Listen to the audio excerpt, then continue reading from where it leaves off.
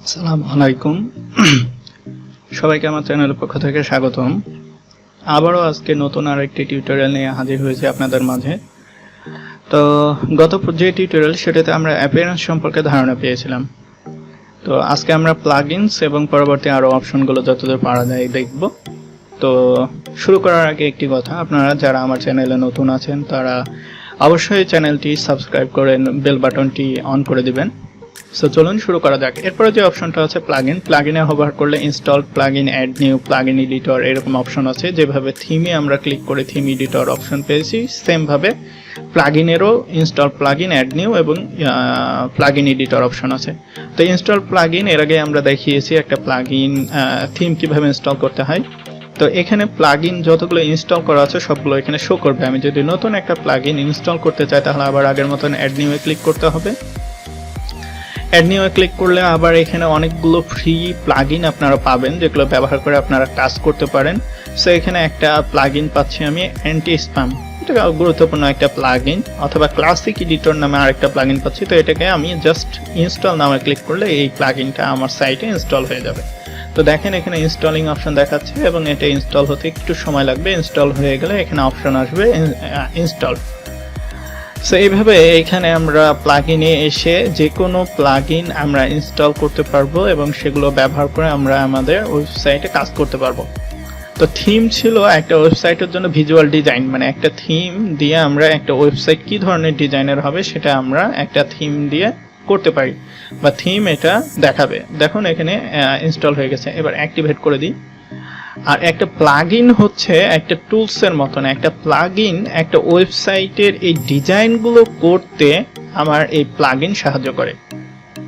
তাহলে একটা ওয়েবসাইট কি ধরনের ডিজাইন হবে, একটা ওয়েবসাইটে এই যে এই লেখাটা এটা কিভাবে হবে, অথবা এই যে অপশনগুলো আসতেছে, এই যে সার্চ বাটন অপশন আসতেছে, অথবা এই যে এখানে সাইট মেনু আসতেছে, এই জিনিসগুলো কিভাবে হবে এগুলো, অথবা একটা ওয়েবসাইটের সিকিউরিটি, অথবা একটা ওয়েবসাইটে ফিচার্স অ্যাড করার জন্য আমাদের প্লাগইন ব্যবহার করা হয়।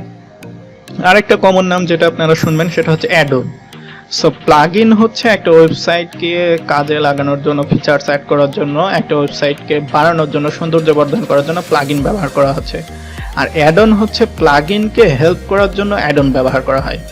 অ্যাডন মানে হচ্ছে প্লাগইনের সাব, মানে প্লাগইনের ছেলে। প্লাগইনকে সাহায্য করার জন্য প্লাগইনের ল্যাকিংস, একটা প্লাগইনের অনেক ধরনের ল্যাকিংস থাকতে পারে, মানে একটা প্লাগইন দিয়েই যে সব কাজ করা যাবে এরকম না, এক একটা প্লাগইনের এক এক রকম কাজ। তো প্লাগইনটাকে সাহায্য করার জন্য, ওটার ফাংশনালিটিগুলো বৃদ্ধি করার জন্য, ওটার অপশনগুলো বৃদ্ধি করার জন্য অ্যাডন ব্যবহার করা হয়। তো এই হচ্ছে প্লাগইন আর অ্যাডন। তারপরে এখানে ইউজার্স মানে হচ্ছে এই ওয়েবসাইটে আপনি এখন মালিক। এই যে আমি এই ওয়েবসাইটের মালিক, এখানে আমার ইউজার নেম দেওয়া আছে। আমি যে কোনো একজনকে আমার এই ওয়েবসাইটের একটা অ্যাক্সেস দিয়ে দিতে চাই, তাহলে সে আমার ওয়েবসাইটে এসে কাজ করতে পারে, অথবা আমার এই ওয়েবসাইটে মাল্টিপল ইউজার্স থাকতে পারে। তো এই ইউজার্সটা আমরা এখান থেকে ক্রিয়েট করতে পারি। আমি এখানে অ্যাড নিউ ক্লিক করলাম। অ্যাড নিউ যদি ক্লিক করি তাহলে এখানে আমার ইউজার নেম দিতে হবে, ইমেল দিতে হবে। তাহলে আমি এখানে ইউজার নেম দিলাম SAHADAT, সাদাত। ইমেল দিতে হবে, এখানে আমি একটা ইমেল দিয়ে দিলাম। আমার যে ইমেল সেটা আমি দিয়ে দিলাম।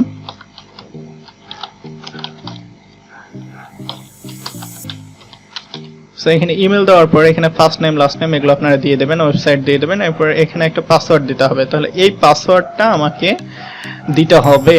এই পাসওয়ার্ডটা দেওয়ার পরে এখানে আছে রোল। ইমেলে আমার এখানে সেন্ড ইউজার ইনভাইট নোটিফিকেশন, এখানে আমি যদি ক্লিক করি তাহলে ইমেলে ও নোটিফিকেশনটা যাবে যে তোমাকে ইউজার ইনভাইট করেছে। এখানে subscriber, contributor, author, editor, administrator মানে হচ্ছে এর ওয়েবসাইটের ফুল ক্ষমতা থাকবে এর কাছে। এডিটর, অথর মানে এরা আসবে, এরা শুধুমাত্র এডিট করতে পারবে। অথর তার মানে সে আসতে পারবে, কন্টেন্ট দেখতে পারবে। কন্ট্রিবিউটর, সাবস্ক্রাইবার, সে শুধুমাত্র সাবস্ক্রাইব করতে পারবে, ওয়েবসাইটে আসতে পারবে। এরকম বিভিন্ন ধরনের রোল আছে। তো মূলত বেশি যেটা ব্যবহার হয় সেটা হচ্ছে অ্যাডমিনিস্ট্রেটর, অথবা আপনি বিভিন্ন ধরনের রোল এক একটা ইউজারকে অ্যাসাইন করে দিতে পারেন। তো আমি যদি এখানে অ্যাডমিনিস্ট্রেটর দিয়ে দিই, তারপরে অ্যাড নিউ ইউজার দিয়ে দিই, তাহলে দেখতে পাচ্ছেন যে এই ইউজারটা এখন আমার এখানে this email is already registered. Sorry, যেহেতু আমার এখানে ইমেলটা অলরেডি দেওয়া হয়ে গেছে এখানে, তাহলে এখানে নতুন একটা ইমেল দিতে হবে। তা আমি অ্যাড নিউ দিলাম। এবার অ্যাড নিউ দেওয়ার সাথে সাথে দেখতে পাচ্ছেন যে এখানে নতুন একটা ইউজার আমার অ্যাড হয়ে যাবে এই নামে। তো এইভাবে আপনারা এখানে এই যে এখানে দেখতে পাচ্ছেন শাহাদাত নামে নতুন একটা ইউজার অ্যাড হয়ে গেছে। সো আপনি এখানে ভিউ করে এই জাস্ট ওদেরকে ইউজার নেম আর পাসওয়ার্ডটা দিয়ে দিবেন, তাহলে ও আপনার সাইটে এসে লগ ইন করে আপনার মতোই এই জিনিসগুলো দেখতে পারবে এবং কাজ করতে পারবে। এছাড়া বাইরের যে কেউ এসে কখনোই এখানে লগ ইন করতে পারবে না, কারণ এখানে যদি আমরা ক্লিক করি তাহলে এই যে লগ আউট একটা অপশন আছে এবং লগ ইন একটা অপশন আছে। যে লগ ইন করবে এবং অ্যাডমিনিস্ট্রেটর সেই শুধুমাত্র এই ওয়েবসাইটের ভিতরের ফাংশনালিটি ড্যাশবোর্ডে ঢুকতে পারবে। এই হচ্ছে অপশন। এরপরে টুলস নামে একটা জিনিস আছে, এখানে আমরা ইম্পোর্ট নামে হচ্ছে একটা অপশন পাবো, ইম্পোর্ট আর এক্সপোর্ট। ইম্পোর্ট মানে হচ্ছে বাইরে থেকে কোনো একটা জিনিস আমার ওয়েবসাইটের ভিতরে নিয়ে আসা। এই ইম্পোর্টে ক্লিক করলে এখানে আমরা বাইরে থেকে যে কোনো একটা জিনিস, ফাইল, এই যে পোস্ট, পেজ, কন্টেন্ট, যে কোনো ধরনের জিনিস আমরা এই ইম্পোর্টের মাধ্যমে এখানে নিয়ে আসতে পারবো। এক্সপোর্ট মানে হচ্ছে আপনার ওয়েবসাইট থেকে যে কোনো ধরনের জিনিস বাইরে আপনার বের করে নিয়ে যাওয়া। এই যে এখানে আমি যদি বলি যে আমি এখানে শুধুমাত্র পেস্টগুলো এক্সপোর্ট করব, তাহলে আমি ডাউনলোড এক্সপোর্ট ফাইল যদি ক্লিক করি তাহলে এই যে দেখছেন এই যে ওয়েবসাইটের ফাইলটা আমার ডাউনলোড হয়ে গেছে এইরকম। এখানে আর জিনিসগুলো কাজে লাগবে না। এরপরে আমি যদি সেটিংয়ে ক্লিক করি, এখানে কয়েকটা বিষয় কাজে লাগে, সেটা হচ্ছে জেনারেল। সেটিং থেকে জেনারেলে যদি আমরা যাই তাহলে অপশনগুলো একটু দেখার চেষ্টা করি। এখানে কি আছে, এখানে সাইট টাইটেল, ট্যাগলাইন এবং আপনার ওয়ার্ডপ্রেসের ইউআরএলটা কি হবে, এখানে HTTP হবে নাকি HTTPS হবে, এগুলো। মেম্বারশিপ, এনিওয়ান ক্যান রেজিস্টার, যদি এটা দেন তাহলে প্রত্যেকে আসবে এবং এসে আপনার ওয়েবসাইটে লগ ইন করতে পারবে, রেজিস্টার করতে পারবে, সাইন আপ করতে পারবে। আর যদি আপনি এটা টিক মার্ক উঠায় দেন তাহলে আপনার ওয়েবসাইটে কেউ এসে সাইন আপ করতে পারবে না। তো অনেক সময় এই প্রবলেমটা হয়, অনেকে দেখা যাচ্ছে এসে বলে যে আমি এখানে সাইন আপ করতে পারছি না, তখন এই ক্ষেত্রে আপনার অপশনটা এখানে টিক মার্ক দিয়ে দিতে হবে। এখানে টাইম জোন বিভিন্ন ধরনের আছে, এটা আপনারা সেভ করে দিতে পারেন এখান থেকে। এরপরে যদি আমরা রিডিং এ ক্লিক করি, এখানে কিছু অপশন আছে যেটা আমাদের জরুরি কাজে লাগে, সেটা হচ্ছে এই যে এখানে ইওর লেটেস্ট পোস্ট দেওয়া আছে। আমি এর আগে আপনাকে দেখাইছিলাম কাস্টমাইজারের এখান থেকে যে লেটেস্ট পোস্ট দিলে কি হয়, আর স্ট্যাটিক পেজ থেকে আমরা হোম, অ্যাবাউট যে কোনো একটা পেজ সিলেক্ট করে দিলে কি হয়। এখান থেকে যদি আমরা হোম সিলেক্ট করে দিই তাহলে এটা শুধুমাত্র আমার হোম পেজটাকেই ডিসপ্লে করবে। দেখুন এর আগে এটা ছিল, এখন যদি আমি রিলোড দিই এটা সাদা হয়ে যাবে। কেন? কারণ হোম পেজ আমরা ক্রিয়েট করেছি, হোম পেজে কোনো কন্টেন্ট নাই, হোম পেজে কিছু নাই, শুধুমাত্র এখানে হেডার আছে আর এখানে ফুটার আছে, এই জন্য। তো এইভাবে এখান থেকে আমরা এটা করে দিতে পারি। Blog page show at most, তার মানে কয়টা ব্লগ পেজ শো করবে একটা পেজে, এটা আমরা এখান থেকে করে দিতে পারি, অ্যাসাইন করে দিতে পারি। এরপরে যেটা লাগে সেটা হচ্ছে পার্মালিঙ্ক। এই পার্মালিঙ্কে যদি আমরা ক্লিক করি তাহলে এখানে কিছু অপশন পাবো।